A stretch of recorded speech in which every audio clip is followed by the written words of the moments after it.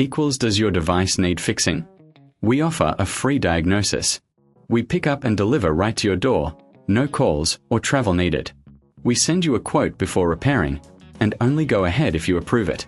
Easy, transparent, and professional. Link in description.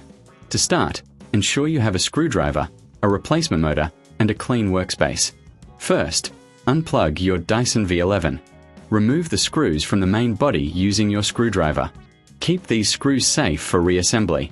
Once the screws are out, gently pull apart the casing to access the motor. Next, visually inspect the motor for any signs of damage or wear.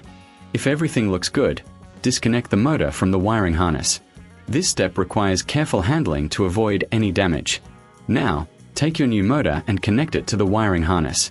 Ensure it fits snugly. Before sealing the casing, it's a good idea to clean any dust or debris inside the vacuum. This will help maintain its performance. Once cleaned, reassemble the casing and secure it with the screws you removed earlier. Remember, if you need assistance, we offer professional diagnosis without obligation. Plus, enjoy pickup and delivery at your home. No calls, no travel, and you'll receive a quote before repair. Your Dyson V11 will be as good as new. Does your device need fixing? We offer a free diagnosis.